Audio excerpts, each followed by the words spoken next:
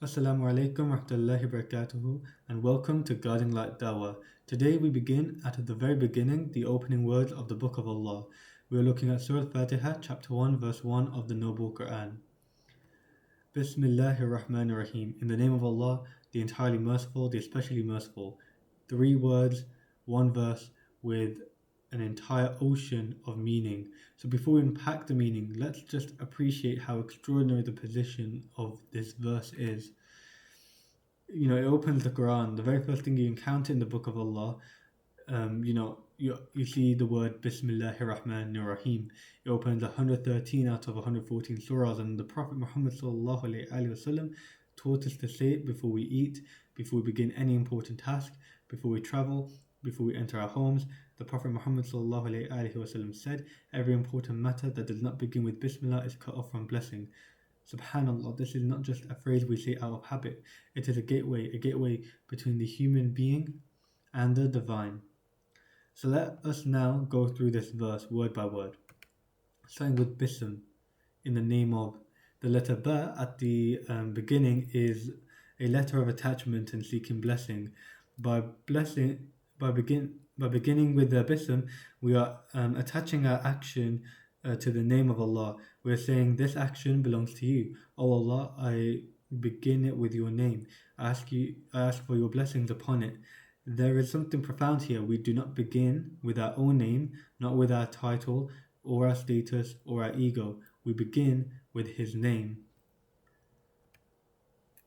Now Allah, then we go to the next word, Allah. This is the most supreme, the most comprehensive and the most personal name of our Creator. Scholars say it is the majestic name, the proper name of God in Islam. Unlike every other word in every language, the word Allah cannot be made plural. It cannot be made feminine. It cannot be altered. It is unique, just as He is unique, unlike anything in creation.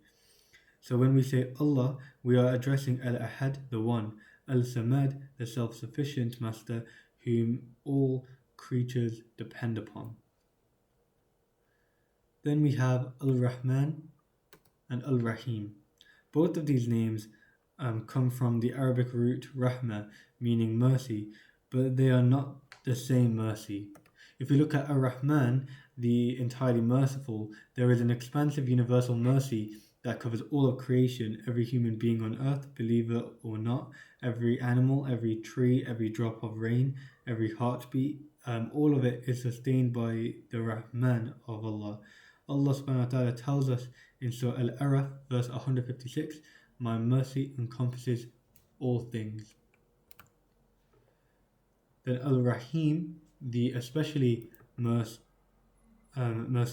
this is a specific particular mercy, the deepest, most precious mercy reserved for the believers, especially on the Day of Judgment when all will need it most. The scholars describe it beautifully. Ar-Rahman is the mercy that gives life, sustenance and blessings to all creatures in this world. Al-Rahim is the mercy that guides, forgives and saves the believers in the next. So why mention both names together in one verse? Because Allah subhanahu wa ta'ala wants us to hold two truths at once. His mercy is universal, so He gives His mercy to everyone, and His mercy is special, so He gives the greatest gift of all, salvation, to those who believe in Him and submit to Him. So we say Bismillah before eating, right? Now in that moment, you are acknowledging that the food on your plate did not come from your own effort alone. You say Bismillah before leaving the house. You are placing yourself under His protection. You say Bismillah before starting work, before studying, before cooking, before driving. You are dedicating that action to Him, asking that He put barakah, blessing into it. Here is the question this verse asks us every single day. Are we saying Bismillah consciously, or is it just habit? Because the difference is enormous. A conscious Bismillah transforms the ordinary into the sacred. It turns eating into gratitude. It turns working into worship.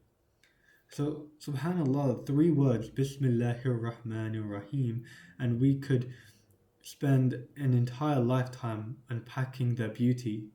So the next time you say Bismillah, do not rush past it. Let it land on your heart. May Allah subhanahu wa ta'ala make us of those who truly understand and live by the meaning of His beautiful names. Ameen. Jazakallah khair for watching today's Guiding Light Dawah video. Assalamu alaikum wa rahmatullahi wa barakatuhu.